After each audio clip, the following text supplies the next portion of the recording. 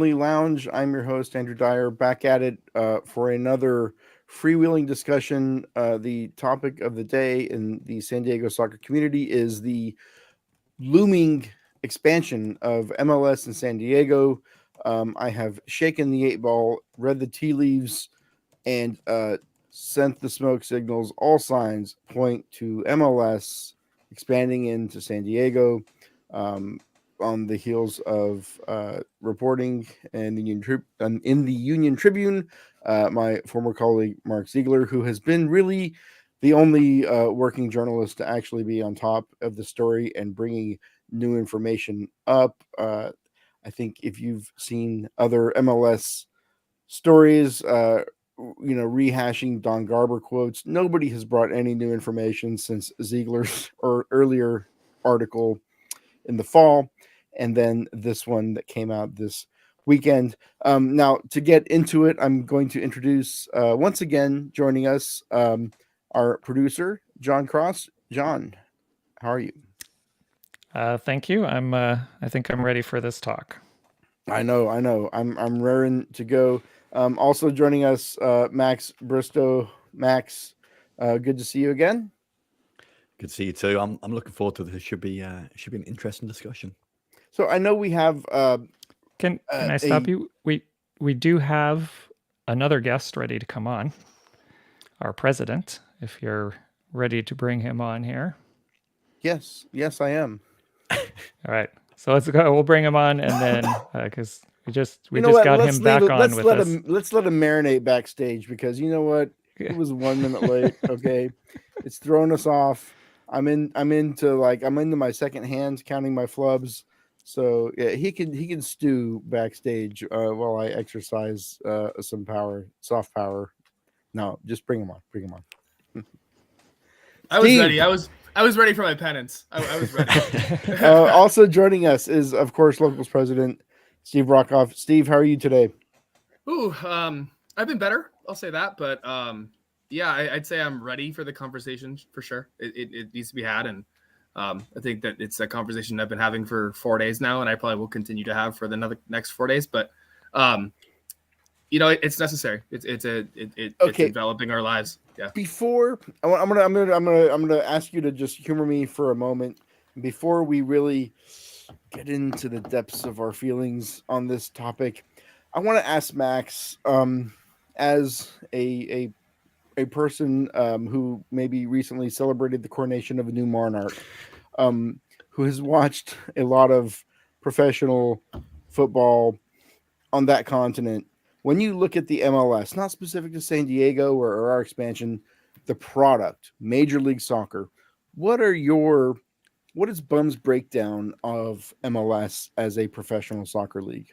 I'll be honest, it's very tough for me to watch it right now, partly due to the whole Apple TV situation. But I think the best way for me to describe it, as far as how I compare it to, for me, I go to basketball as more of an American kind of link here, that I love to watch college basketball, very end to end, kind of a lot more open, kind of you never know who's going to win the game. I compare MLS almost to the NBA as far as a cleaner product, but not as exciting and not as interesting to watch. They've got the big names in the league, but honestly, the kind of community, the fandom really isn't there. And I think more so it's a franchise and not community in a club. And I think always having that kind of lingering thing over you of possibly moving a franchise to a new city, moving to a new area. In Europe and England, that seems unheard of, bar obviously MK Dons and Wimbledon. But it very much seems like it's a franchise. It's a kind of it's a money making machine. And I think I'm not going to touch on promotion and relegation, but it's a paid league to be a part of, and it's more so just about the actual brand and what it is, and not so what really makes a club is the community, everything else behind it. I don't believe it's there truly with the MLS. It's like it's about the league more than the teams, like the NFL. Whereas you might wear the logo or whatever, but you're watching the NFL. Like, you're an NFL fan. It seems MLS is similar in that vein. Well, you look at the president, or was it Don Garber, said recently regarding the US Open Cup, and he said that he didn't care that the US Open Cup wasn't getting many people watching or getting many fans watching it, because he thought that with the kind of the broadcast and the teams playing, it didn't look good on the MLS, that it was kind of lower quality of the broadcast and the teams too. And I think that's why the promotion and relegation doesn't make sense for the MLS too, is that they want to make money. They want to kind of look at this product and sell it on to other people. And they want this kind of facade of being this elite league. Whereas I see the USL as kind of some obscure little league that kind of makes them look bad, honestly. Steve, I want to ask you about, and I don't know how much you're ready to talk about on the podcast, but I know you might have a little bit of information that maybe lifts a little fog around the fog of war that we're in, the early stages of this battle. You have been further along the map in the game and cleared some areas out. What can you tell us about what you know? Yeah, I mean, I just to be full transparency, there's a lot I do know that isn't public, so I do need to tread carefully here. I'm not trying to hide anything from anybody. But as far as just to be clear, except our audience right now, right? Nice try. Another beer in anybody. No, I mean, as far as what I do know, and I will preface that I've had zero contact with any of the MLS people, so I know nothing from their perspective. All I know is what I'm told from the club and from a few other people that are maybe connected, but I trust them, but I don't. Usually it's like two sources that you got to confirm to really like trust information, and I don't have that, so I really only can talk about what I've heard from Loyal, and what I've heard from, like I said, those couple people, but yeah, I mean, just digging right in. I know that talks were going really well for a long time. That things were looking great. Loyal really wanted to partner with these MLS guys, and the MLS guys seemed to want to partner back. It seemed to be a really good symbiotic, hey, we value you guys, you value us. And then in the last maybe month-ish, it just seemed to kind of take a south turn. And I don't know why, but I do know that, the club is in Loyal values themselves at a certain value. Like, they've done the work for 4 years. They've I don't think it's a secret that they don't make money. So they've lost money for 4 years, and they've built this community. It's like when you build a multi-story home or a skyscraper, you got to dig down to build a foundation, right? So you got to take a little bit of a loss to build the foundation. And that's what they've done. And then in the past couple months, when they started talking about, valuation, and they started talking about how might this go about, it was, from what I was told, there was no offer made from the MLS team or MLS side to Loyal to acquire them. And I don't know how accurate that is. I mean, I like I said, I trust the people from Loyal who I'm hearing this from. But I haven't heard the other side. And I think that that's something that's fair enough that I should say that this is coming from one side. But and Loyal was very open to it. Loyal very much wanted this to happen. And they came to the table with a, fair offer. And they were willing to negotiate, and from the other side, it just seemed like that wasn't something that was in good faith come back on the other side. So again, this is just all what I'm told on one side. I hope to hear the other side of the story, and then come on this podcast and tell it if that's the case.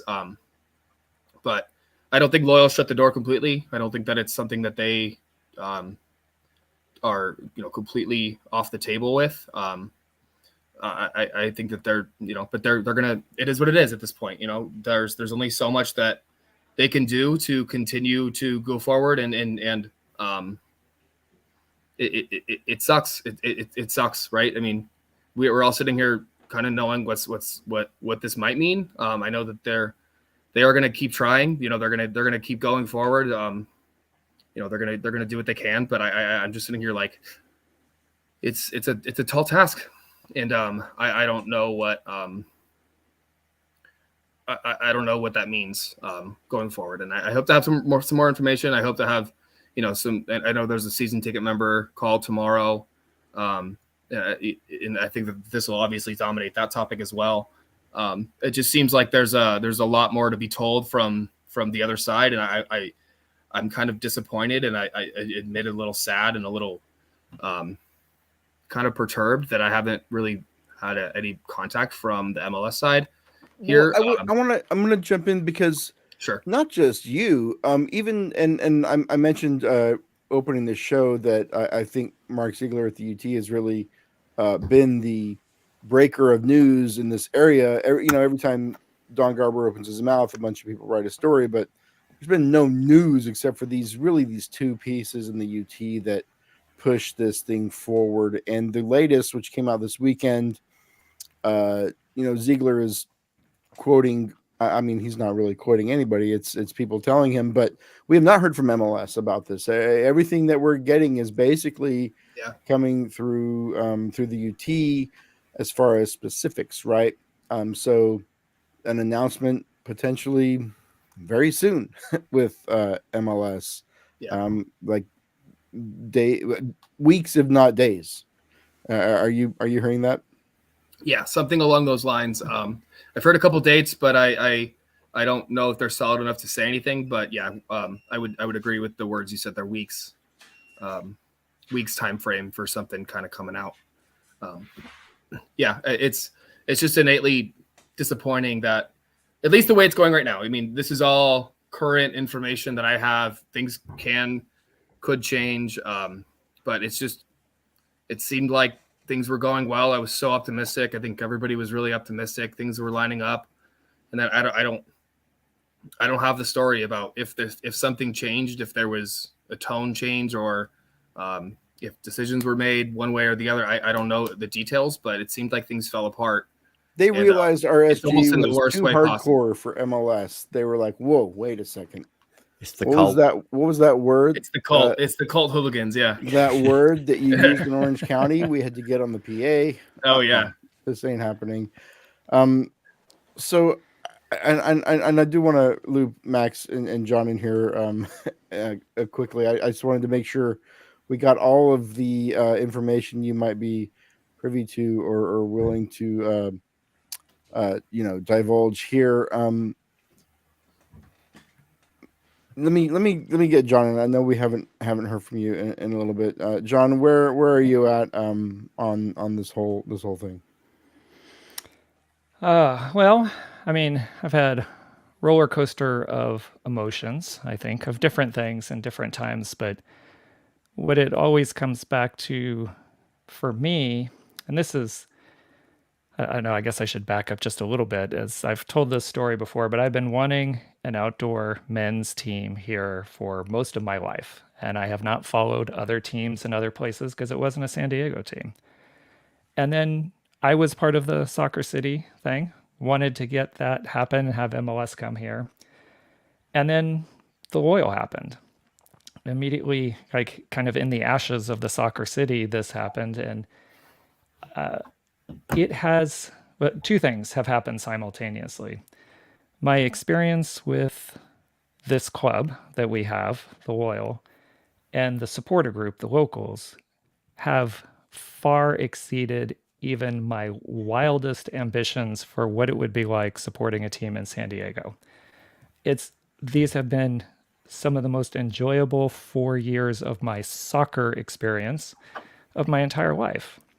And I am not ready to give this up in any way. At the same time, my distaste for Major League Soccer has grown exponentially. I am in a totally different place than I was in 2016, 2017, that time frame. And if I don't know where they're going to stand, but if it came time for me to choose and both teams were going to exist at the same time, it's a no-brainer for me. I will have nothing to do with that MLS team. I would support this Loyal team if USL still, they go forward with their internal promotion relegation and they go down to League One for some reason, get relegated. I will still be in the front row of the supporter section supporting this team. There's something different about this team and supporting it from my experience and the way I enjoy being part of a supporters group and a community that is far more important than what level we play at. I wouldn't have said that a different time in my life, I wouldn't have either. but I would say that now. And I 100% would. I mean, if Loyal chooses to stay, if they choose to be part of this team and move up, that's something I'll have to think about. But if they choose to go their own route while this MLS team comes in, it's a no-brainer for me. So I want to. One thing about the MLS topic is that it's actually very interesting, and it's why I think this lounge is a great place to talk about it, because there's so many aspects to it. There's the supporter group aspect, which we are all deeply invested in, and then there's this other aspect about the greater state of soccer in San Diego. So along with an MLS club comes a professional MLS academy.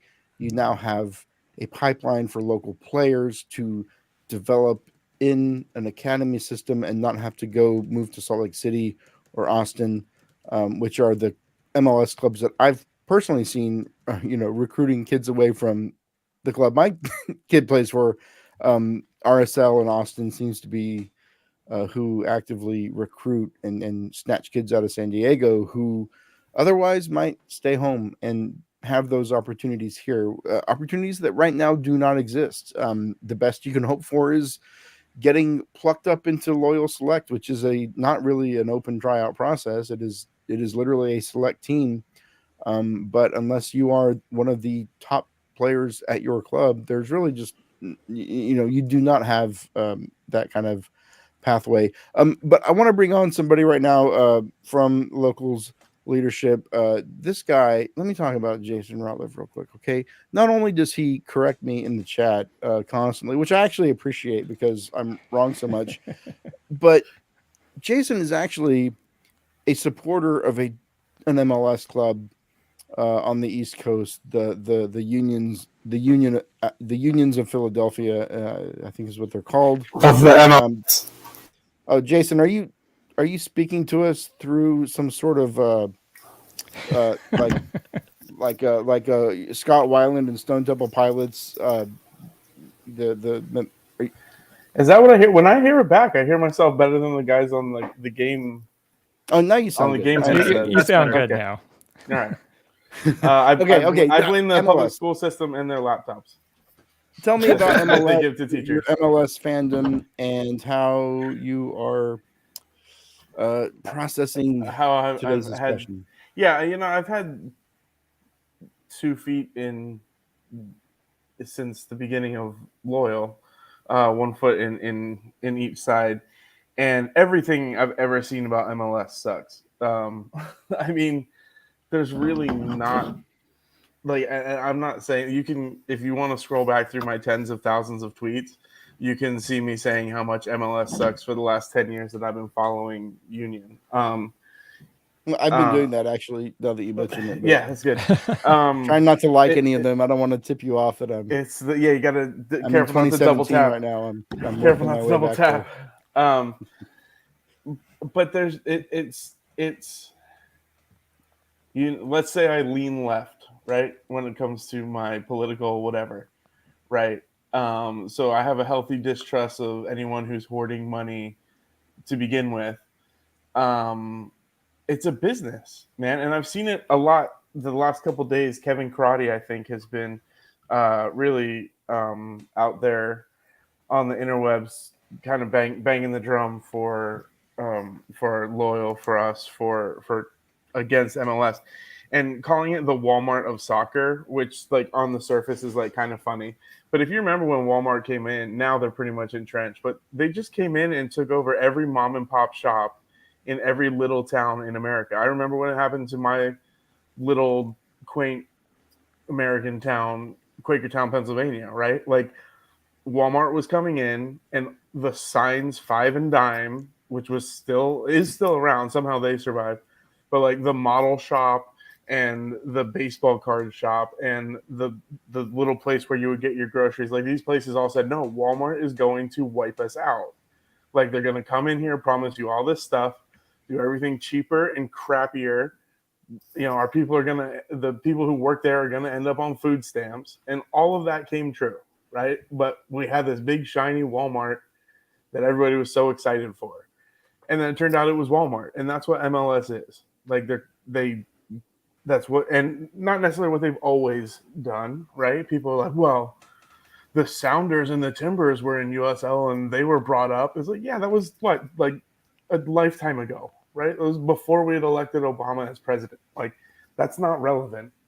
The last ones that you look at, they've gone into places where there were teams and they've squashed them. You look around at MLS, you look at the Earthquakes, it's just an owner who can't fail and is just using it as whatever he's using it as. I don't know if it's a slush fund or I don't know how tax havens work, but he's sinking money into this. He's not trying to allegedly. They're not trying to win. They're not competitive. No one cares. And it doesn't matter. Like that could very easily be here. Even in Miami, where Beckham came in and dropped his team because it was part of his deal to come over here. They're talking about, oh, well, all the teams are going to pay Messi. They already do. This is a franchise. They are Chick-fil-A's. They are McDonald's. Yes, they are in your neighborhood, but they are the corporate McDonald's. Everyone paid Beckham when he came over. They put it into a pot because they wanted Beckham here. And what did they gave him a team. Like, it's not your team. There's nothing Philadelphia, and they play in Chester, about the Philadelphia Union. Like, why are we trying? Whoa, we can't get in. We can't get in. You can't get in because no one cares. You just dropped yourself there. And even there, the Sons of Ben really did want a team. But to be honest, that was a bunch of Irish dudes, American Irish dudes, who wanted a soccer team, and maybe like 30 or 40 of these guys, right, who brought it in. They wanted it, and it took forever. They just started selling out their stadium. They've been a team for 12 years, and they still don't sell out every game. They're in a small stadium in the middle of nowhere. They made promises to the city of Chester, which the city of Chester is – there's nothing comparable in the city of San Diego, okay? Like, it's economically and – socially, there's nothing here, right? Like you have to point to a TV show to be like, it's like The Wire, right? Like, you have to point to something that probably no one in San Diego has experienced to understand what Chester is, what they were promised, right? Like, oh, you're nothing, you're trash, but we're going to put this big stadium there. It's going to be great for you. We're going to bring in all this. But they didn't. They left their offices somewhere fancy. They never moved them in there. They still haven't paved the parking lots. It's been 12 years. These people just come in to make money and lie. They just are there. It's a business. They're there to make money. They don't care about you. Like, we see it all the time. Look at the Galaxy, right? Chris Klein should have been fired months ago. He shouldn't have started this season. But because of whatever he's got on whomever, there has to be a boycott. You look at Portland, right? Their owners, they need them out because they have sexual assault problems in their women's team because they own both, right? Everywhere you look, the Earthquakes aren't trying. No one cares about Miami. Austin is a guy who tried to kill Columbus, and now they gave him his own team anyway. It's garbage. It's garbage. And this, like, MLS is our chance. Soccer in the U.S. is the proletariat's chance to do it right. Like, but Jason, I want to ask you, because I saw on Twitter somebody said, hey, Loyal's minor league. This is major league. What do you say to that? So I didn't know this was going to be Andrew tries to piss me off. I thought I was going to be talking you off a ledge here. And you're getting me all heated up over here. What I would say is, what's wrong with that? Like, setting aside the fact that it's wrong, what's wrong with having civic pride in anything? And again, something you can be a part of. I think about the minor league teams. That is Reading, Pennsylvania. Reading, Pennsylvania, having the AA affiliate of the Philadelphia Phillies is their identity. There's nothing else about Reading. Now, I know that San Diego doesn't want to be compared to Reading because we've got Mayor Todd Gloria and his big city energy, right? But I actually moved to San Diego and stayed here because it's not a big city. I don't feel like I'm going to get like wiped out like I do walking through the streets of New York. Like, it's not a big city. Yeah, as long and as that's you're- okay. I don't know why there's this like, and as it's getting bigger, you see people be like, oh, through trafficking. Well, yeah, you wanted to be a big city and now you are, and it sucks. Like, there are good things about being a small town, about having civic pride, right? And why can't we be proud of of Loyal? Why can't Lake Elsinore be proud of the Storm? That can be our thing. Why does it have to be some shiny thing that, like, moths to the flame, we all just march into? Now, that being said, would I like if Loyal was brought up? Sure, because that's what we see around the world, right? Like, where Max is from. Now, Max can tell you. Got a new king, by the way. Yeah, congratulations, man. It's been a while. But, you know, Max will tell you, and people were saying in the Discord today, you've got Millwall in the same town as Premier League teams, and you don't have people wearing two jerseys. People are like, well, why don't you just support them both? You could support them both. Yeah, okay. I could support Everton and Liverpool, but do I look like a doofus? Like, you're not going to do that. That's not going to happen. For people who are supporters, for people who really care. Maybe so I like what you say, and I want to bring the conversation back to supporters specifically, because I think you made a lot of great points about economics and culture when it comes to these MLS franchises. But I want to ask Steve specifically. One thing that I keep thinking about is the work that you, Jerry, and Drew, and I know I'm leaving people off. Daryl, speaking of from John's excellent series of the forming of the locals, which is required viewing. I think that should be required before people get in the Discord, but we'll talk offline about that. But all of the things done to start a supporter group and all the work involved, whatever happens with the Loyal, somebody somewhere is going to do that for this hypothetical San Diego FC. Talk about the conflict, about, like, you would want that to be us, right? Like, how do we parse these feelings, this loyalty, with this knowledge that there is going to be a huge supporter group for an MLS club, and the desire to be part of that too? Like, how do we navigate this? I mean, Andrew, it's like you're a journalist or something. You know, you're asking the good questions. No, I mean, that's like the whole dilemma, right? I mean, you start this whole thing 4 or 5 years ago, and even before that, like John mentioned, this whole Soccer City dream. Really, this has been a dream since 2016, something like that. January 2017, I think Soccer City was first announced.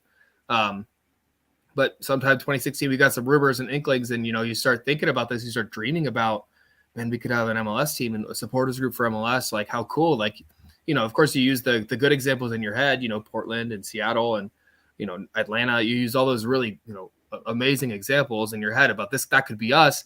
And it, you know, as of a couple months ago, I would have agreed with you. That could have been us. Like, you know, you guys, I'll answer your question, but I'll digress a little bit to what, you know, Jason was saying about Portland and Seattle. Like, I feel like that could be San Diego, like, so easily, because Portland and Seattle had USL clubs, and then they developed into MLS clubs because they had their history. They carried their history with them. That's not looking like what's going to happen here, and that's really sad, right? So that like that's like you could have had that, and that's not happening, and that's what's so frustrating. But to answer your question, yeah, that's like the whole dilemma, right? I mean, you start this whole thing and you go, oh, you know, I want that one day. And of course you go, okay, well, we're USL, and I love where we are now. And honestly, like John said, I'm the same place. I am so happy. I think I could do this. When I started this, I would have said, okay, well, USL, you know, yeah, cool. But, you know, I think the real thing is eventually this becomes big enough to really get, you know, like a Cincinnati situation where you can't get ignored anymore, and you like demand to go to MLS.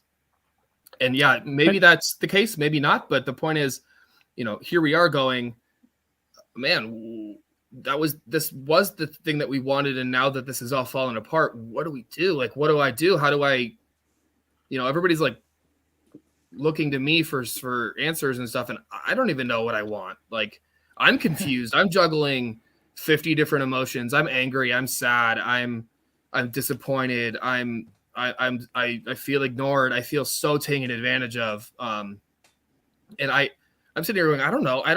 How am I supposed to feel? What am I supposed to do next? So like, yeah, it's really sucks that yeah, there's going to be supporters groups for this new MLS team. And is it going to be locals? Hell, I don't know. I mean, full transparency, we have a leadership meeting tomorrow night, and that's just like all we're going to talk about is what's next? Who are we? Like, what are we? Let's define who we are again. Like, we knew who we were, and now that the whole situation is changing, like, this is going to have to happen again. And what does that mean for our future? Because there's a lot of people here that are going to go, man, F MLS. F them. I never want to support them. I never want to go into a game. But there's going to be a lot of our members that are going to go, I want that to be us. That was our dream. And I'm sitting here going, man, I see both sides, and I don't know what to do. So it's really hard for me to sit here and stomach that there's going to be another group. There's going to be other people that step up. And yeah, it's also me sitting here going, where have you been? But that's besides the point. But John, you had your hand up. I want to go to you next. Oh no, I was just saying I'm that person. Like you were saying.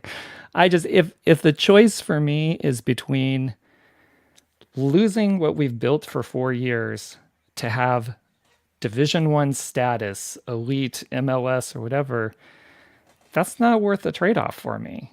If staying in USL means keeping the community that we've built and we can continue to build this team and grow this team. And I know there was a comment earlier, and I've seen other comments where people have said, well, if Loyal try to go their own, they're just going to die off. And, maybe that's true. But just to pull up an MLS example, no one thought the Crew would be able to save a team in their city when Precourt pulled his shed. So there's enough passionate people in here that I would love to be here to see the day in 2025 where there's an MLS team and a Loyal team, and the Loyal team outdraws the MLS team, because as soon as, it depends who they get for fans. If they're getting a lot of casual fans, as soon as things go sideways or it's not the shiny object anymore, it's going to be like all these other MLS teams that we see that pull low thousands into their stadia for matches. I would rather take the passion and the energy that we have and continue to grow this team and see where that takes us. If that's the trade-off I have to make, I'm loyal till I die. I couldn't agree more.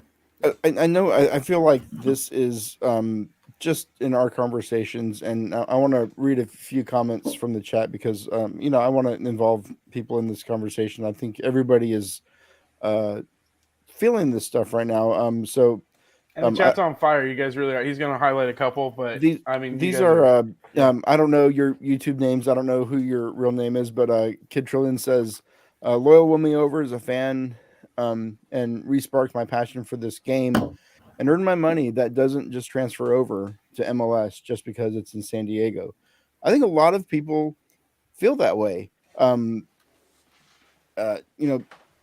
says, if Loyal's able to survive in USL in an MLS market, think about what that could mean for soccer in this country, especially if USL adopts Pro Rel within its leagues in the future. And I mentioned this is multifaceted. I mentioned the youth academy and the supporter part.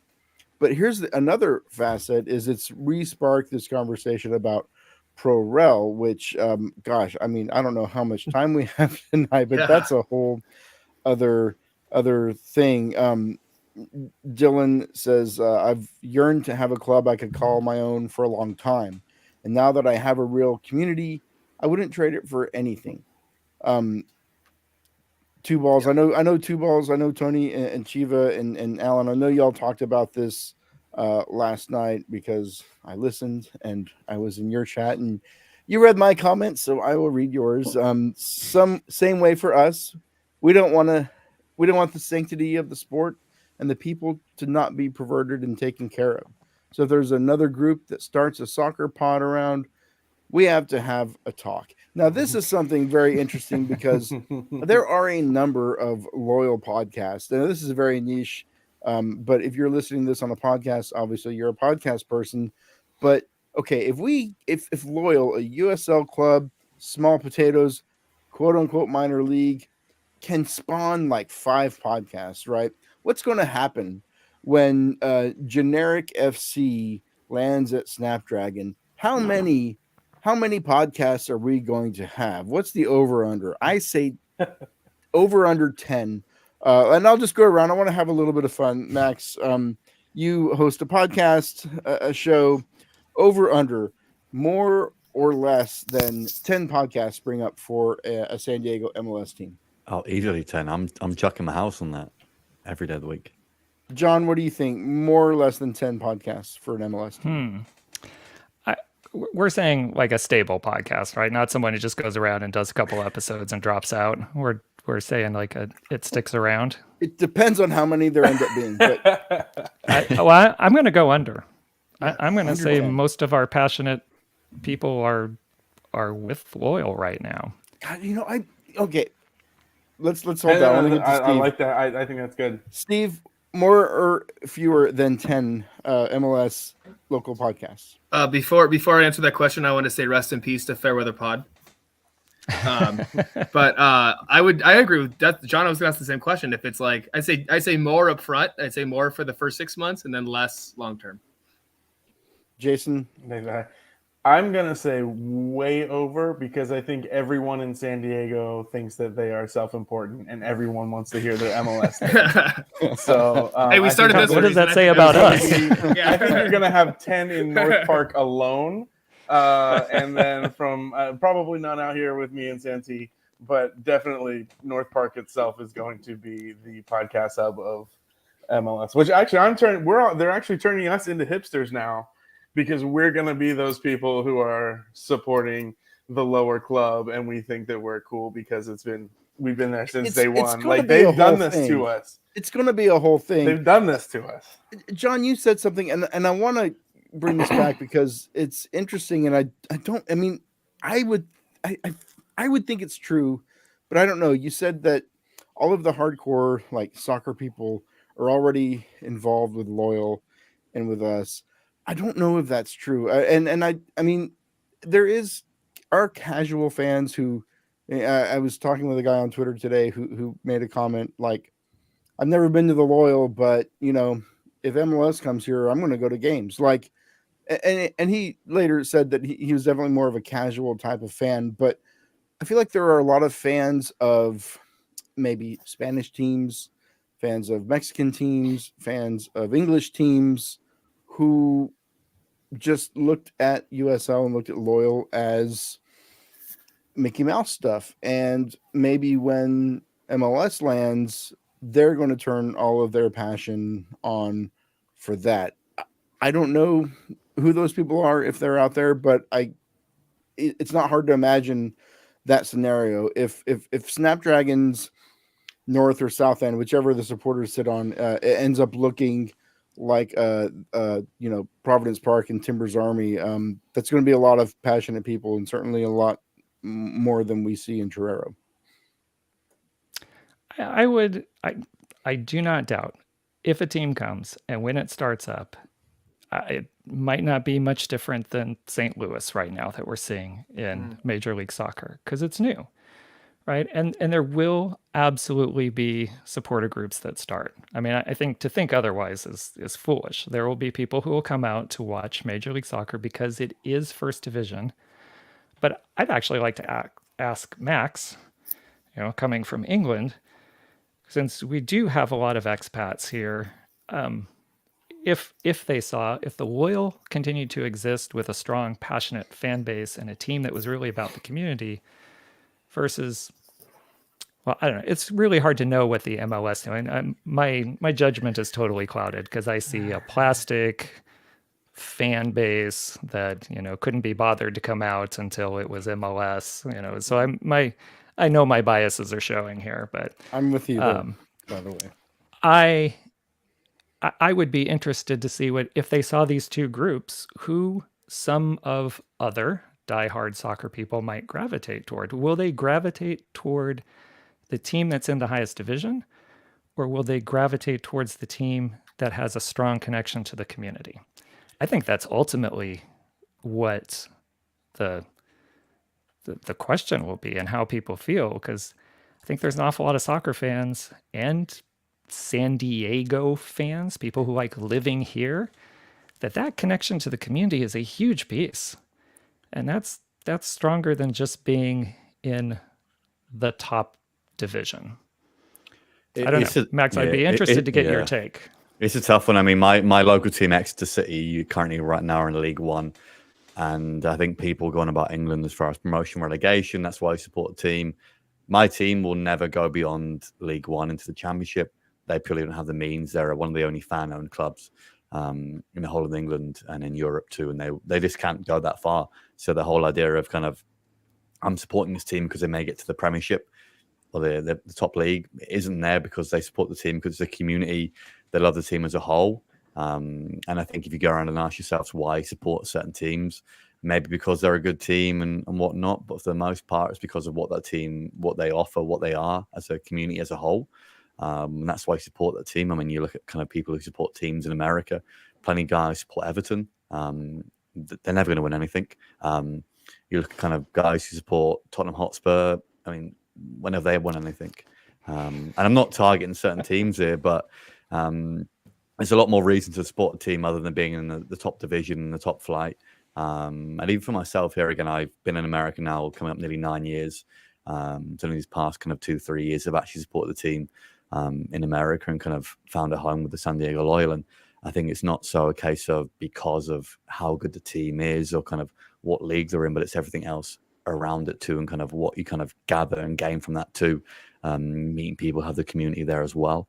And I think the one thing that bugs me too is seeing people who, especially on Twitter, are like, oh, I'm never going to watch the San Diego Loyal until they go into the MLS. And I'm like, what's the main reason behind that? Do you think all of a sudden San Diego will get all these kind of top tier players playing for them? Because that's not the case. I mean, you look around the MLS. I mean, if you name certain MLS teams, I couldn't even tell you one player on that team on their roster at all. And there's plenty of MLS teams who have never won anything, never gone anywhere. So it's a tough one, really. I mean, do you think MLS offers a better product, a better kind of viewing experience? And if that's your kind of answer, then I think you're clearly mistaken. And I think people kind of look over what everything else is regarding soccer, and you kind of figure out your reason why you support a team. And I think the community, everything around it, is primarily the main reason. You know, I will say that with MLS, the product, I mean, there is a noticeable jump in quality, even among the teams that are mid to lower table. You know, we saw this, I think, with Seattle. They were playing a rotated squad, but the passes were just a little bit crisper. You know, they were intercepting more of our passes than maybe we're used to. I felt like it wasn't like a huge gulf, but it is just a little bit of a faster, more precise game at that level. But you're exactly right. There's not a lot of stars. There's not a lot of players who you could name, and maybe it's because we don't follow MLS. That might affect us a little bit, but it's always been a league, in my mind, and I think to the general public's mind, a gimmicky league. You know, you bring in Beckham to play in LA, you bring in Chicharito, you bring in European players on always to LA or New York on their Swan Song tour. You know, you had what's his name in New York, David Villa. I mean, it's those, and not to mention Ibrahimovic, who's, I will say, MLS run I enjoyed a lot. I really enjoyed that. It was fun seeing someone who was the perfect MLS late career guy. Perfect. And he came to talk to his shit like, this league. Yeah. Let me just tell you, I'm about to run this league. I love that he then went back to Italy, right? Like after that, he was not like those other guys that you mentioned. Gonzalo Higuain came here to retire. Everybody's come here to retire, right? He came here and was like, "Oh no, I'm way too good for this. So I'm out. This is ridiculous."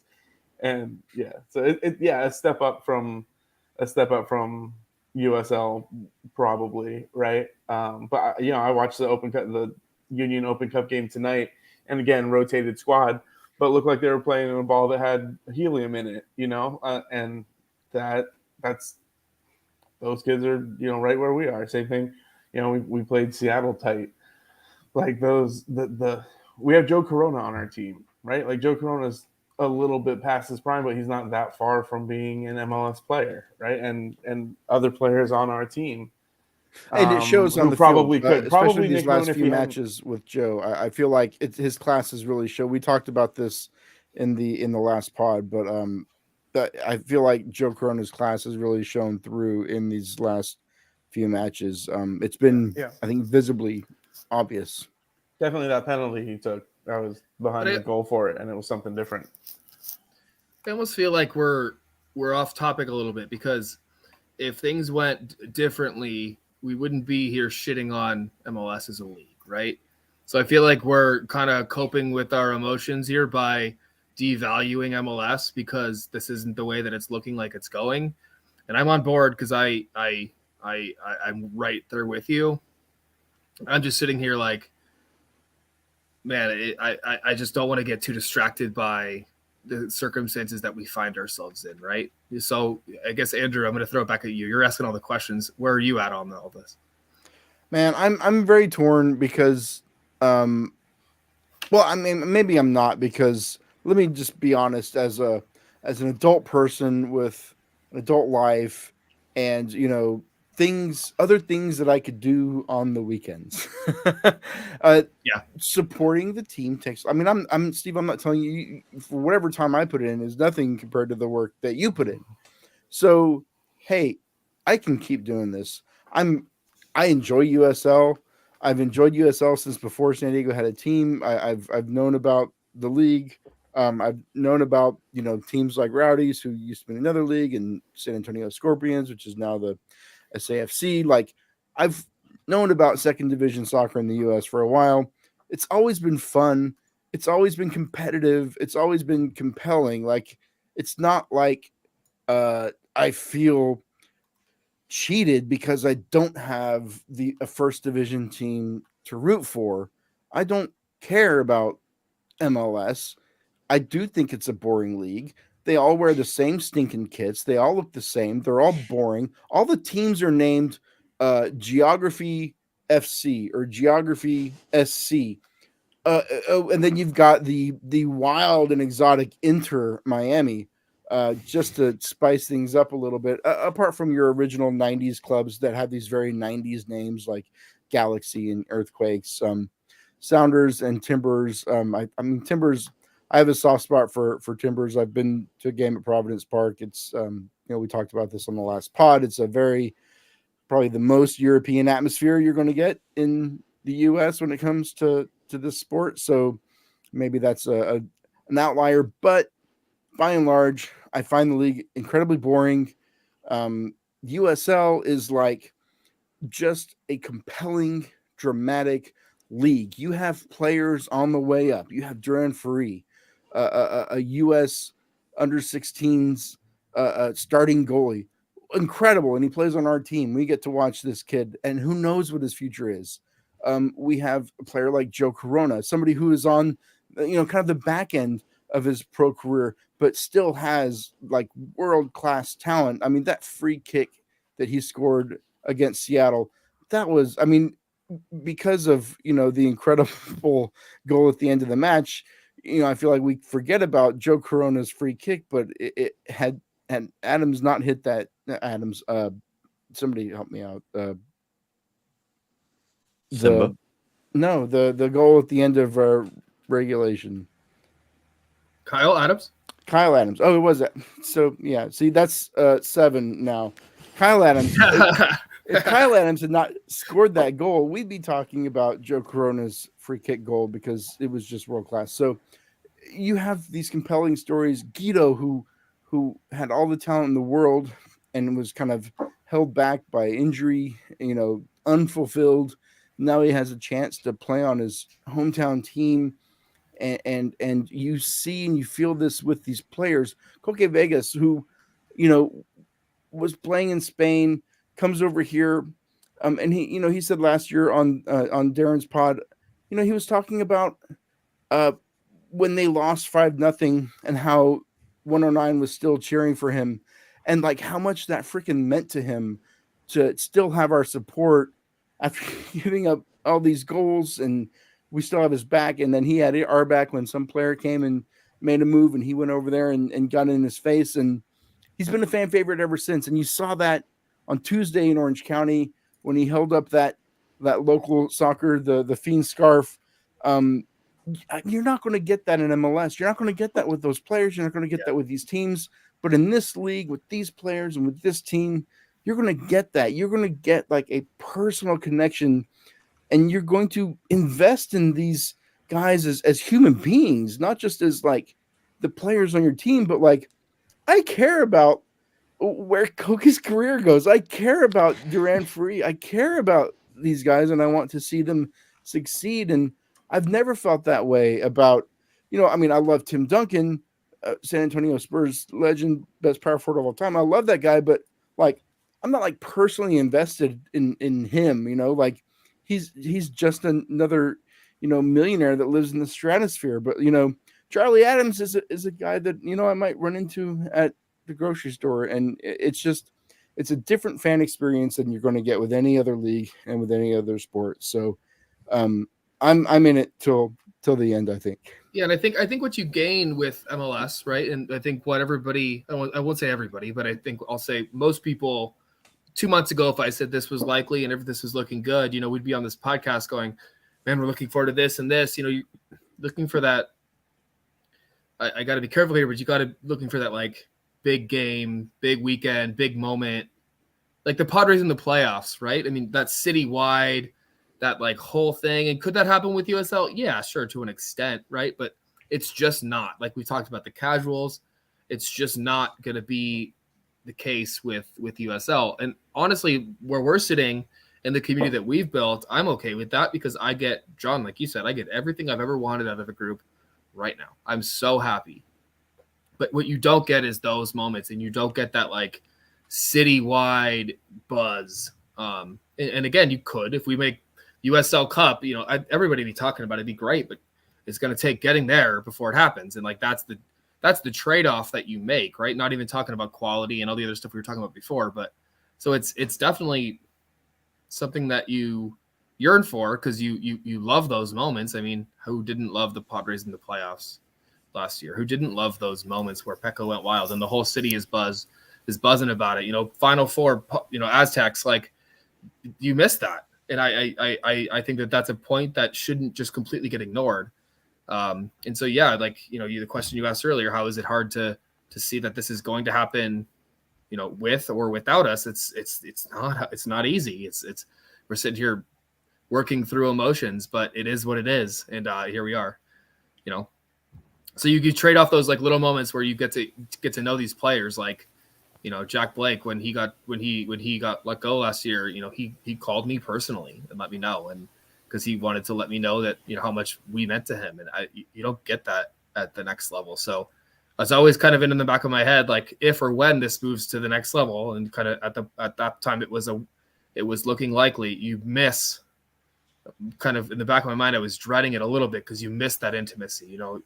We think we have little drama between us and Chavos, and this year has been phenomenal. But last year there was a little bit of, drama here and there, and you go, man, at the next level, that's going to be amplified, 10 times. And you miss that things are great, and you miss that we have this family, this amazing connection between each other and the players, and like you miss that stuff. And so there's part of me that's going, here we are, and this is the situation we're in. Let's keep it rolling, and I'm happy. And there's part of me that's going, man, I'm going to miss, those opportunities potentially.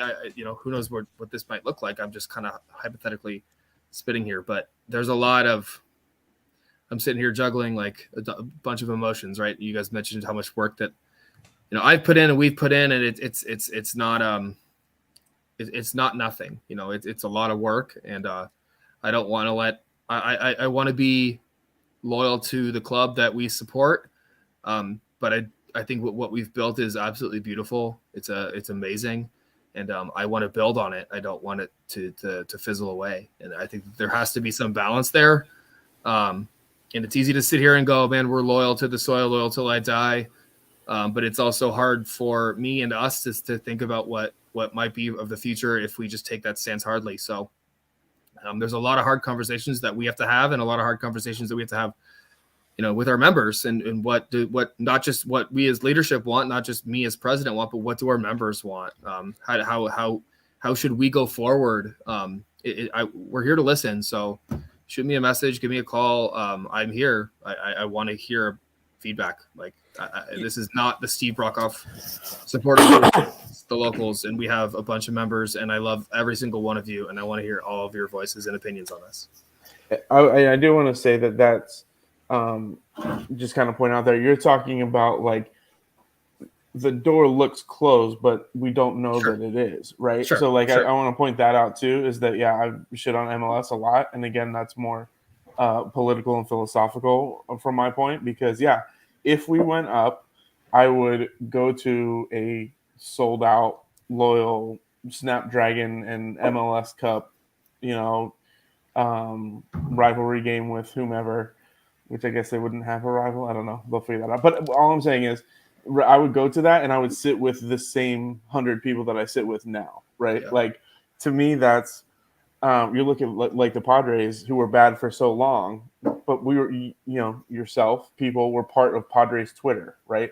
And like while they were bad, we had each other. So while there was only 12,000 people in the stands and it sucked and nobody liked going to games, the community itself was what was fed on, and it's still there. They're still doing fourth inning meetups, right?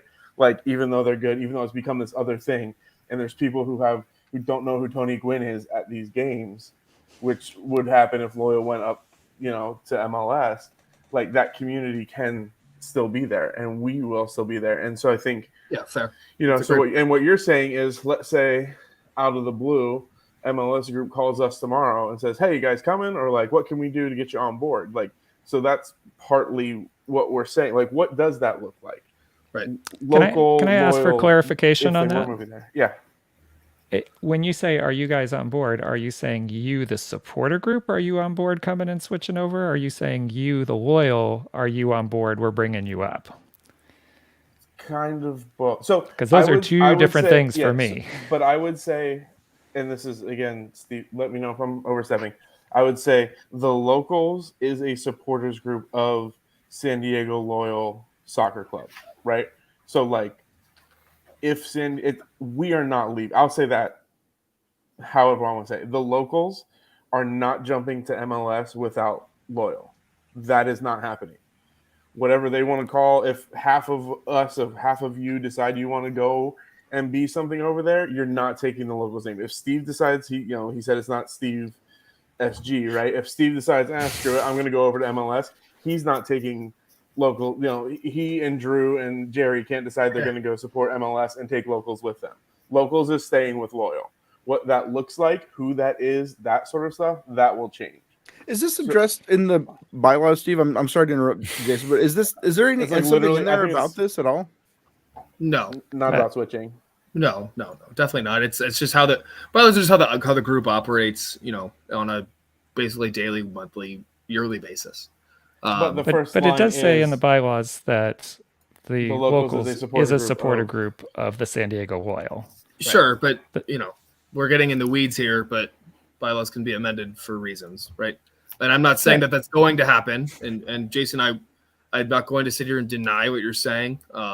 But I think that's the conversations that we need to have, right? I mean, that's obviously your perspective, and I think that's probably my perspective too. But I'm sitting here going, man, it's just a lot to handle, right? It's a huge I talked about it, and this is really on MLS for putting us in what it is. That's what I was going to try to get back to. Yeah. It's an impossible situation because we shouldn't have to make this decision. You shouldn't have to ask like the most like emotionally and personally invested fans of the game in the city. You shouldn't put them in this position. And I think what really burns and what really chaps me up is MLS knows because they've seen what Wave did, that they can plop generic city name FC in Snapdragon, call it MLS, bring down Galaxy or LAFC, and that place is going to be sold out. It's going to be packed. With us or without us, they don't need us. They don't need us. And whether or not they care about that remains to be seen. But I think that is what is the most devastating and frustrating part of this whole thing, is that whatever we do, it will not impact the atmosphere at the game. Like, Right. There was a gonna be cool. very easy, clear path for this to be done the right way, for this to be done the way that we wanted it to be done, the way everybody wanted it to be done. And here we are sitting, Andrew, like you said, we're put in the worst possible situation, right? I've been talking about this for months, that there are 500 ways this could have been done, and one way was the worst way. And of course, the one way that was the worst way is the way that happened, right? Of course it had to happen that way, because that's probably the way that it made the most financial sense, or whatever the reason is. But I'm sitting here going, man, they didn't get one legit offer. And to me, what that tells me is that these people don't value what we've built as well. And that's why I'm sitting here, like, not only sad, but angry, and I'm hurt. And I'm like, all the work that I've put in and we've put in, and all the all-nighters to do stuff, and all the, I have kids, I have a family, and I'm putting out time and time and time and time and hours on this. And that was worthless to you guys. Like, what does that tell me personally? Like, that hurts me, right? That's telling me that the work I've done is for nothing. What? Because we're not a 5,000 person supporters group like LAFC has. Like, okay, like I'm doing my best. I'm a volunteer. I'm, like, we are all volunteers. We're all doing our best here. And that still means nothing. We're like, I think I'm not going out on a limb here, but I'm saying we're the best supporters group in USL, right? We do TIFOs constantly. We have banging songs. We have great drumline. We have, great support week in, week out. Like, and that means nothing to these people, and not just the supporters group and community, but the club and community and the outreach that they've done. Like, how does that mean nothing to them? Like, how does that mean that they don't even want to make an offer for I don't get, like, it's just the fact that they just want to come in and do their own thing. It to me, it just feels like they're doing it because they just feel like they can. Because right? they can. Because they've got $500 million. It's very Right. businessy. And they can. They can do whatever they want. Everybody says, it's just business. It doesn't have to be, man. You don't have to be assholes. You don't have to be. Or and this, to me, is the most telling thing about this whole thing. If you look at it from that perspective as to why, are they coming here for San Diego and San Diegans, or are they coming there for themselves? I mean, ultimately, It's a business. We all know that. But the Loyal is very different in the way they've grown and structured themselves to be a part of the community. There has been no indication anywhere that this group, other than Saquon being local, that this group wants anything to be local other than get fans in the seats, get butts in the seats to fill in the stadium and take money. There's nothing that attracts me to this MLS group. And I think everything you said there, Steve, is incredibly telling about this group. There's been no calls for MLS to come here. There's no big campaign or group. Maybe the Loyal was going to be the team to come up at some point, but here's a group that has come in with a shitload of money and offering MLS a shitload of money, $500 million, as the rumor is right in the papers and stuff, that for just to buy their way into MLS and then come into San Diego. Just double the price of the last team. But why? I mean, if you got that much money and go anywhere, that would be my first question I would ever ask them if they wanted anything from me. I'm like, why us? Why did you pick here?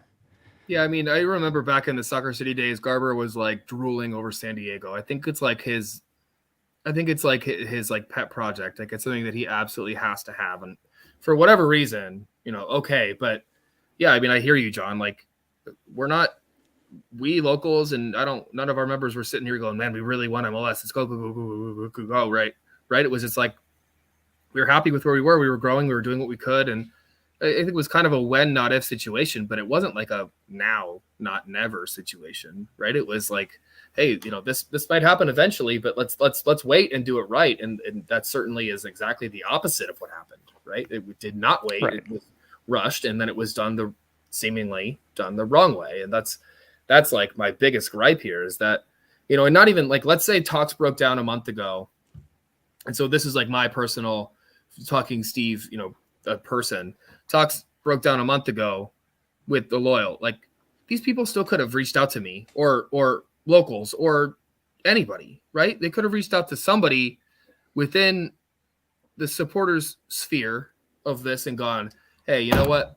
Things didn't work out with Loyal for whatever reason, but we still value you and we still want you to be a part of what we're trying to build here. I can't tell you much yet, but just stay tuned. And I've had no contact, none. Zero contact. And like that, and I hear what you're saying, Jason. I hear what everybody's saying, about locals should just be a loyal supporters group. And I'm not even talking about locals. I'm just talking about me as a person and how much time I've put into it. And not just president time, but going to matches every week. Like, Andrew, you show up early every match to get your drum in. Like, that takes time away from you and your family. Like, that doesn't mean nothing. That shouldn't mean nothing. And here we are just being completely ignored. And what we like we mentioned earlier, it's weeks, not months of time for some announcement. Here we are. If there's any contact in the next several days or several weeks, like, it feels too late. It feels like, okay, so you guys are just going to come and like, just, put your cards on the table and say, we're here. This is who we are. Like, that's not a way to introduce yourself to supporters who care about this community. That's not a way to do this right. Like, come on. Like, I just, and I gets me fired up. It gets me fired up because I care and I'm sad about this. And I can't like put myself in this position where I'm just going to be okay with what they have to tell me. Oh, like they're going to, I almost guarantee they're going to say, oh, we're here for the community. And I'm just going to go, man, that's such lip service. And that's such bullshit, because if you're here for the community, where have you been? Like, where have you been? Like, if you're here for the community, then you would have worked with Loyal in good faith, and you would have talked to us in good faith, and you haven't. And like, not yet. And if that happens, it's like, yeah, maybe they're that's top of the mountain, but I've been walking the other way for months, and they've got to get my attention to turn me around, and then I've got to climb the mountain to get to where they want me to be. And that's just a tall task at this point. I'm not gonna take any calls or anything with a completely closed mind, because that's just not who I am. If I want them to hear me out, I'm gonna hear them out. Like, I want to pause real quick. I want to read just a few more comments, Sure. because people have been talking a whole bunch. Jeff appreciates Ben and Woods opening their phones today. I know, Steve, you're on there this morning, although you're no longer on here. It was good. It was good. Steve and I talked about it after. I can say a little bit to it. Ben and Woods, they asked really insightful questions, I thought, and they really laid out, hey, we don't know about this. Talk to us, right? And sort of did. And so that's good to see. Again, you're looking at community of the bigger San Diego sports scene. But again, it's kind of to Steve's point here. Ben and Woods knew to call Steve, right? Well, they're local. MLS they're didn't know to they're call here. Steve. These people right? aren't here, man. Exactly. That's all I'm saying. Here, but I mean, these guys, but they know nothing about soccer, but they know who to call in San Diego because they're local. Like, that just shows you. And yeah, okay. I want to let you keep going, but also to put context to Steve's point, a little bit of this is a lot of this I've seen in Steve over this weekend. This, because it got dropped on us on Saturday essentially, because we were hearing summer, end of the year, and that like, oh, okay, that's plenty of time for Loyal to work things out or for us to be contacted, and now it's tomorrow. Right. Well, and it's like, clearly so something's happened to affect the timeline. Right. Whatever that timeline is, something happened. Yeah. Chris whatever that is. Yeah. Chris Garcia, I think this is to Steve. He says, your work will never be for nothing. In the end, you guys brought all of us together, and that will never change. That's very true. I have a lot of friends now that I would not otherwise have had I not been involved in this, and I think that is all of us. Watch the That's not documentary if unique. you haven't. Yeah, I mean, You'll have even more respect. Yeah, I mean, I tell this in the documentary, but the whole point of why I'm so passionate about this is so that I met all my best friends through AO San Diego, and I wanted to do that every week, and I wanted to connect other people to their new best friends, and their new best friends, and their new best friends, and their new best friends, and I think that the ultimate goal of why I was so passionate about starting this, I've been successful. So if this goes down and dies, I think I'd have, let's have a nice funeral at O'Brien's and drink our sorrows, but I'd be okay with it because of that. But do I want it to continue? Yeah, but at the same time, there's a lot of decisions that have to be made, in that process. And I think that I've met a lot of new people like Jason and all you guys right here. John, I knew you way before, but like everybody here, like I don't know, all the people watching, I consider you all friends, and I'm lucky to do that because of these past 4 years. And I think it's worth saying, and then I think I'll get off my little soapbox, is that no matter what, things are going to change. Things are going to change. Like it's not going to be the same, but I think that's okay because we've had this time together, and I'm satisfied. I'm happy. So as we wind down, I want to read one more comment and then open up just one more facet of this that we haven't touched upon, and I don't want to spend too much time on it because I think we're going to be talking about this a lot in the future. Jeffrey says it's ironic about Wrexham coming to play in July with LD at the presser with loyal jerseys, and then MLS to ignore our grassroots effort. This brings up the issue of the lack of pro rel in the U.S. and its impact on the game. Max, I want to toss this to you. What are your thoughts about the lack of pro rel and how much that affects what we're dealing with right now? Like I said earlier about my team back home in England, I think everyone thinks promotion relegations is one kind of be all and end all of soccer and kind of the one thing everyone wants to go towards. And like I said, my team right now, they're playing League One. They'll never probably get above 8, 9, 10,000 per people per game. They'll probably never be able to expand the stadium. And I'll never go, like I said, never go above the League One into the Championship and the Premiership. But it doesn't stop people going to watch them play and kind of how they do. I think promotion relegation is a great idea, and I think in America maybe it comes at some point.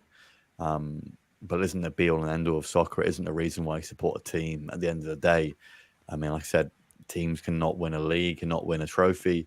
You'll still support them for the community for other reasons too. And it's tough. And I think MLS, honestly, I don't think in the next 10, 20 years it ever happens, especially considering the amount of money people have to pay to come into the league. You're going to tell a guy that's going to pay $500 million to join a league to say, maybe in a few years' time, you might be relegated to the USL or the league below. It isn't going to happen just with the way it is in America. I mean, USL is the best hope, I think, of promotion and relegation. And I think that is kind of isn't too far off. But I will say that you got to look at it as a reason why you support a team. Do you support them because they're going to win a trophy, because they're going to get promoted? And for the most part, it isn't a reason. And even guys in England will tell you that's a reason why. I mean, every team in England, regardless of how good or bad they are, has a decent amount of supporters, whether that's because of the history of the community, remains to be seen. But it's not the be all and end all of supporting a soccer team, honestly. That's a great point, Max. I'm going to have to get off pretty soon. I don't know if this is a good spot for y'all or if y'all want to continue the conversation. I feel like this is... I haven't even cracked out. Anybody have a beer to finish? I'll hang around until at least somebody's... I don't know what the numbers look like online, but I know people are fired up about this and want to... Like, there's a lot. And there's still chats of... what documentary? Kid Trillion. John, you want to... let them know where they can find your documentary about the first year of the locals? Yeah, well, you can find it on the Bum TV channel. It's down there towards the bottom. There's a link where you found this podcast. So if you go back to the Bum TV channel there. But I will also drop a link in the chat here so people can get a direct link to the playlist. You'll have to give me a second to get that set up. And then I don't know. I'll leave it up to the guests. I know Andrew asked about are we closing or staying. So I'll defer to our guests. How they feel. I am open. If I'm open. people I'm open too. I'll I'm, still stay. hot. I'm not going to bed. I can't go to bed now. Yeah. Okay. I did want to say, Steve put it in the chat. It did come up about Landon. Steve said we've been told that Landon is committed to San Diego Loyal. I think there's more to talk about there. You know, and again, another time. I'm sure most of you are in the Discord, but if that has lapsed or you're not sure or whatever, get in the Discord because there's maybe a little bit more that might be talked about there. That we don't get to in our hour and a half here because we're on the Discord for 12 hours, 15, 18 hours a day. But as far as Landon, I'll say I've been in meetings, I haven't seen him specifically, but from what I've been told, again, from people that we trust, who've always told me the truth so far, he is very committed to the community of San Diego. And there's little things that if you want to look at it, he said since the beginning of Soccer City that he basically had to beg his wife to let him be involved in soccer again, right? She thought they were done. She said, our kids are going to school in San Diego. We're not leaving. We're not whatever. And he said, well, we're trying to bring it here. So maybe I could get involved in soccer that way. So again, from himself, who I trust and other people who I trust, he's not looking to take the U.S. men's national team gig. He's not looking to try to jump to Galaxy. He's not looking for stepping stones.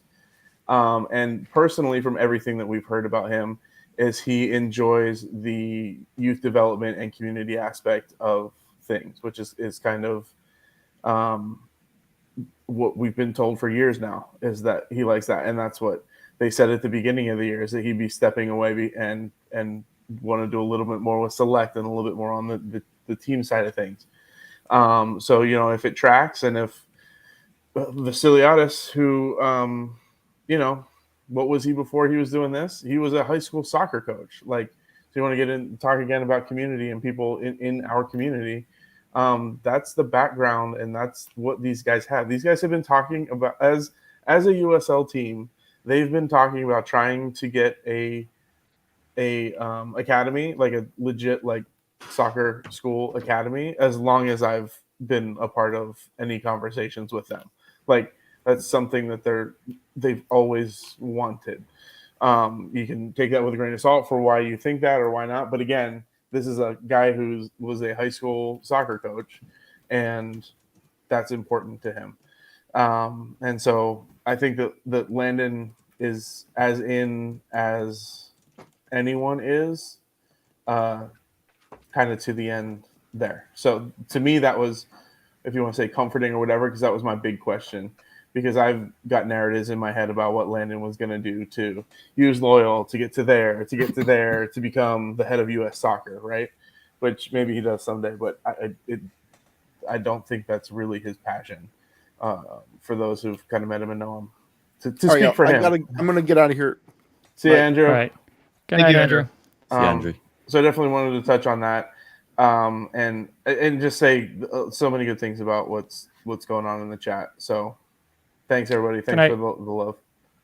Yeah, just real quick, John. I did put a link to the playlist for Forever Loyal Year 1 with the locals. We also had this comment, and spoiler alert, that's already in the works. This is obviously we're going to be doing something for this year because there is a lot going on. So we have, I don't know, it'll just be probably called Year 4. We'll just go on whatever year we're on, but we'll probably keep it titled Forever Loyal and do Year 4, since this is, as Steve said, it's going to be different. And no matter what, with all this going on, moving forward is going to be different. What that different ends up being remains to be seen, but it's going to change, right? All this is going to cause some kind of change moving forward. The nice thing that I would say to people is that, at least for me, I haven't seen any contracts or anything, but I cannot imagine that they are going to start an MLS soccer team in January of 2024 to play in February of 2024. So my guess is that change-wise, we're going to see not much soccer change over the next year. I think that I don't know what Loyal is going to do necessarily. I would if they're back at Torero or if something else opens. I don't see anything else opening up. Again, this is personal opinion and knowing nothing, having not been told anything as far as that's concerned. But for me, I'm looking at it as there's not going to be MLS in San Diego. There's not going to be soccer played by an MLS team in San Diego in 2024.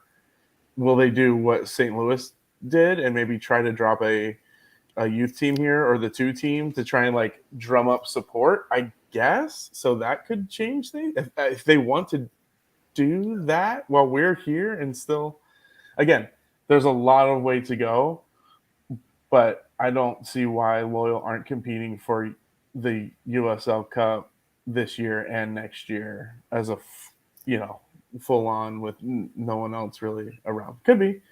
We'll see. And I guess if they think that people are going to go support the 2 team of an MLS team that hasn't been announced or hasn't started playing yet, I guess maybe. But to me, I think we still got 2 years of Loyal as we know it left. If it seems, again, they're not involved in this jump. Yep.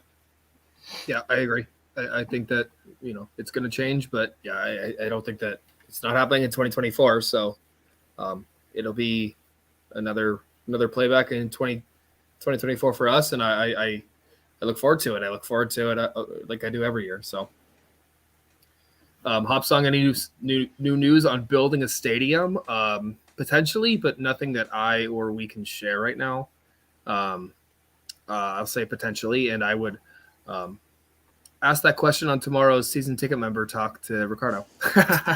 I'll defer to whatever he says tomorrow. Yep. Yeah. There are some very good questions here that we can't answer, but you get a face-to-face, which, again, you think that's going to happen with MLS? That the president – I was thinking that even when there was a problem, right, the president, the owner, and Landon fucking Donovan – on 2 days' notice, the day before the season started, got on a Zoom call with that was open to our entire SG. Yeah. Like, that's wild, right? We don't want to take that for granted. But again, if MLS is listening to this, that's the community that you're coming into, that's sort of the expectation, right? Like, that's what we've had, and that's what we expect. So know that. So I'm going to bring this up that Dylan put in the chat that to get your guys' thoughts, because clearly if you go MLS, this is not even a question because they don't allow this at all. And USL, I'm not really sure where they stand because I've heard some things about this possibly opening up. But let's just say for hypothetical purposes, it was possible. Where would you stand on this? Would you, and even with, so I mean, this is an interesting question. If MLS is still a potential on the horizon, would you invest in San Diego Loyal? Yes. Yeah, I already have. I mean, well, right. I'm gonna sell all my jerseys and buy the team. No, that's Paul. That's Paul Naku. Yeah, Paul's got $10,000 worth of stock over there that he just needs to trade in. Back credit, yeah. No, I mean, I think that if at the very least, sticking with Loyal, even if MLS is in town, the least I could do would be invest. I've already invested thousands of hours of time. Least I could do is invest, a handful of dollars to support them and see what I could do to help, as a part of a fan owner, as well as help the team, continue on financially. Now, maybe there's something to fan ownership and president of the supporters group. Maybe that might be a little bit of a conflict of interest. So I might have to recluse myself from that perspective. But as far as the hypothetical, yeah, sure. What about you, Max? I think obviously you look at the benefits and the negatives of it. I mean, if it gets more people involved and everyone feels more closer to the team, that's where it really comes in. And I mean, it's tough to really speak on the whole matter because I've only been around for kind of the past 2 years and I wasn't here from the very beginning, so kind of I haven't got the same kind of close ties as you guys have to it as well. But I think anything that kind of gets the community closer as a whole, I think is a positive, and I think that's what fan ownership really kind of allows everyone kind of to feel more a part of the club and feel like they've got more of a say in everything that goes on. I would Yeah, do it just because it's so much easier to explain than being the communications director of a supporters group for a U.S. soccer team. Every day, my principal says, "So hold on, do you work for the Loyal?" And I have to go through it all again. So if I own them, I can just say I'm a minority owner of the team, There you of the go. San Diego team, and people will be like, "Oh, wow," and that would be much easier than who I'm communications director for. All right, where does everybody else? Any other comments that people have? I don't want to keep this going if we feel like we're winding down. Right. But is there anything else pressing on anyone's mind, or anything in the chat anybody has that's really pressing that we didn't answer? I know it's been crazy busy in the chat, so we're not used to this many comments, so it's been hard to keep up with everything. But last chance to get some questions in here before we wrap up, or for either of the three of you, any kind of closing thoughts you have as we look to wrap up our show. Ooh, closing thoughts, man. That's like a death sentence to try to wrap up a show, John. Yeah, I know. Well, for this show, I it got is. 25 more minutes. Yeah. No, I mean, I think I gave my kind of closing thoughts earlier, but I love all you guys, and I no matter what, this is going to change, and I wish that things were different. I wish that these rich billionaires that are based in London and don't have any connection to San Diego didn't make this decision this way and make our lives harder. You know, us here on the grassroots level, us here putting the work in, us here making these connections and planning bus trips and, you know, showing up 4 hours early and sacrificing all that we do, putting us in these positions. And trust me that I'm struggling. Like I don't take this lightly. It's keeping me up at night. It sucks. It's a gut punch to me. There's a pit in my stomach that has been there for days, weeks now, that, you know, and I'm devastated. There's not really a whole lot else to say. Like, you know, we can sit here and talk negatively about MLS all we want, but I think at the end of the day, if the tables were turned, this podcast, how sad and how anxious and how kind of like angry we are, we would be equally excited, right? And I it's hard for me to sit here and try to express how I'm feeling, but I'm trying, and it's the worst. And I think the thing that I'll kind of close with, and you know, I might cry, but the worst part for me is, how am I gonna? You guys all know Bryce. Like, he wakes up every morning and he sings Loyal songs, and he wakes up every afternoon after his nap and wants to play the drums. And, you know, this will be, you know, now that I won't cry, because he was doing the No Te Betes Con Mi Coke chant, and he goes Coke, and he like screams it like it's like his favorite thing now. It's like his new chant. And like, what am I supposed to do? I'm a 33-year-old father of a 3-year-old kid. Like, I'm not going to sit here and go, I'm never going to support this team, because my kid's going to be 8 one day and he's going to want to go see that club play. And I'm not going to sit here and go, no, Bubba, we can't go because Dada hates them. Like, I'm not going to be that person. Like, so like, but what am I supposed to do? Like, how am I supposed to tell him that, you know, things are changing? And how am I supposed to tell him that the club that I poured my heart and soul into is potentially not going to MLS? And it's not, and yeah, they're going to continue and they're going to do their best, but what if it doesn't work out? Like, I'm supposed to tell them that it's the club that he literally grew up. He was there 2 weeks old going to is dismantling. Like, I can't, what am I supposed to do? Like, so I'm sitting here like devastated that this is not the way that this should be.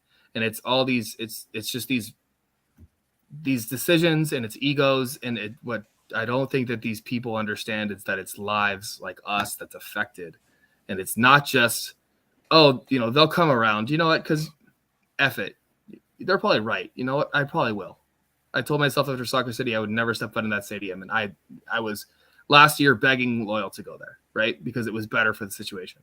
So you know what? They're probably right. But I'm sitting here going, don't hurt so many hearts along the way. It doesn't have to be this way. It didn't have to be this way.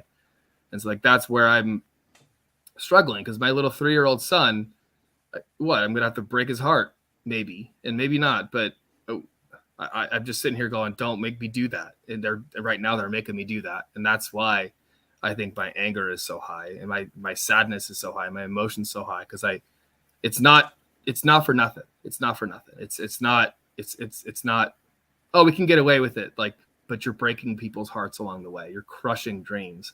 And that's what sucks. That's what really just sucks. So on that note, I'll get off my soapbox again, but I appreciate all you guys. I'll take over from you there, because listening to you say that, you didn't say the name, but that very easily was how many of us felt that about the NFL team that left, right? Yep.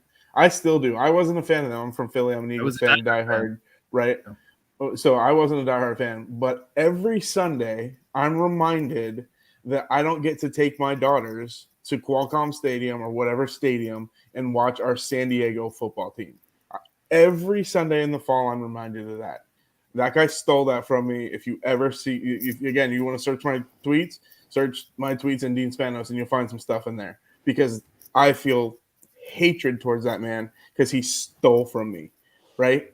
And that's what I'm hearing again, right? Yeah. I mean, another point that I've been making, sorry to interrupt, is like, I have a graveyard of Charger stuff in my attic, and I don't want to have a graveyard of Loyal stuff. And like, I haven't watched the NFL since either, Eric. Like, I have a graveyard of stuff, and I don't want it to have another graveyard. And that, I think I would just be done with sports. Like, yeah. And we have plenty of people, hobby, you know.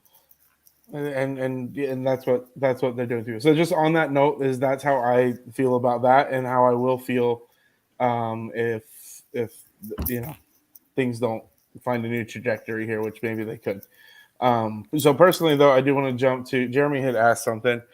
He said in my Jason R, in your announcement, Loyal Cubs also very hopeful about their future, talking about expanding their influence in the community and even building a stadium. What's your opinion on that statement? So there's, they're a business too, and they're trying to find what they can do, right? Is that hopeful?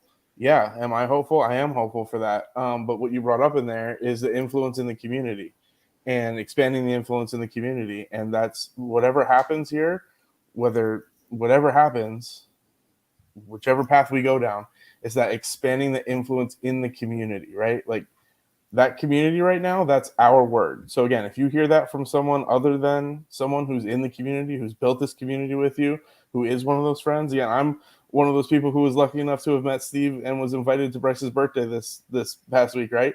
Or this, a couple months ago, I guess it was now, but I knew everybody there because he's not lying. All his friends are in this community, like, and that's like, so until Bryce goes to school, that's how it's going to be, right? Like that's where those friends are going to come from. And that's what we build. That's the community that it is. But also there's right now, we've talked about it sort of, I guess, theoretically of like, oh, this could be happening. So we got to have our ducks in a row and like, we got to do better and we got to be ready and this and that. And again, going back politically, now's the time not to be Democrats about it and send out really cute tweets and come up with really nice hashtags. Now's the time to be Republican about it and get your ass out there and do something. Come to the watch parties, wave flags in the section.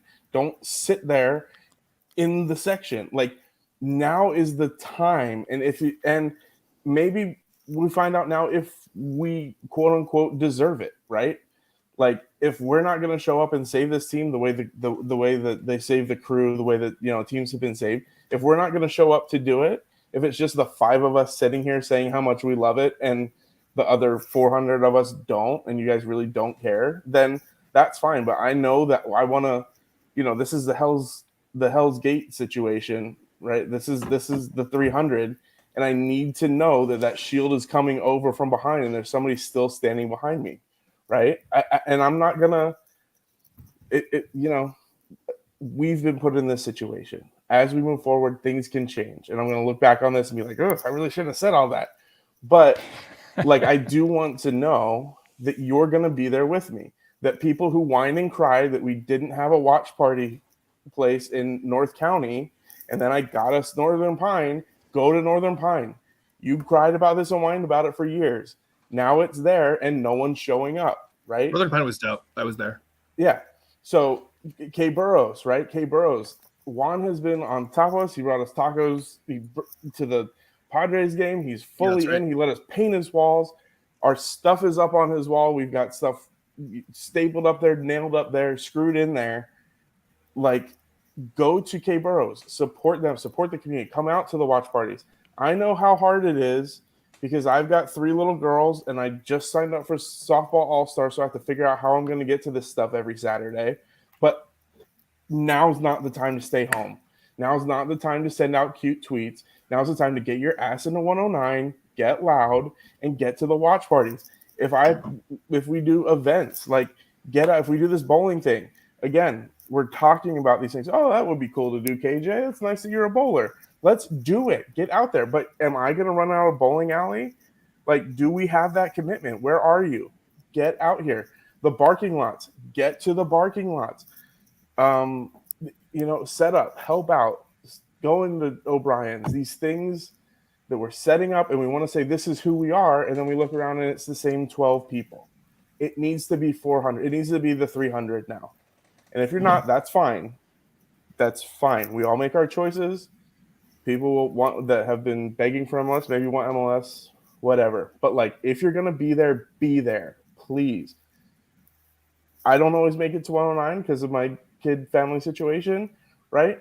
But like, I respect it enough that if I'm there, we don't go to 109 because that's the yelling in the loud section. That's where I shouldn't. That's why I'm still sick, because I shouldn't have yelled and I shouldn't have waved that flag the whole time last week, because I was just getting over my cold and now I still have it because I spent 90 minutes doing something that I really shouldn't have, right? But like, that's who we're looking for. And I know you're there and you know who you are, you know who they are. But if you're on the fence, it's time to get off the fence. Don't tell me the parking's too hard or it's a little bit too far, whatever. We're past that now. Like, if you're in this, I'm going to Novo. Never been to Novo. Once we do that, again, the date is the 27th. I'm going to Novo on the 27th, right? Because that's what we need to do now. We need to. It's put up or shut up time. It really is. Like, yeah, and I think that I was texting a few people today, and I was telling my wife right before I got on this, like, I kind of think 109 on Saturday is going to be the best 109 we've ever had. I think it's going to be like, I think it's going to be like a lot of like pent up, like, this is who we are, so I hope everybody comes out, bring your fire. Cause my wife just texted me to stop yelling. But I think I think that 109 is going to be on fire this week. So please bring it, bring everything you got. Cause I think this is going to be a shot for us to really show it. And I think I'm going to be painting something. I think that there's going to be a few other people that have some ideas. So if you have ideas that you want to paint or you want to do something, you got to run it by us first. We have to get everything in approved, but we are not gatekeepers by any means. We just have to go through the right channels. So do what you want to do. You just got to run it by us before you paint. And then to get it in, you got to contact us too. But if you're passionate enough to want to do something to show your support for Loyal, for a community that's as it's currently established, now is the time. Now. All right. Well, Max, I want to give you a chance if you have anything.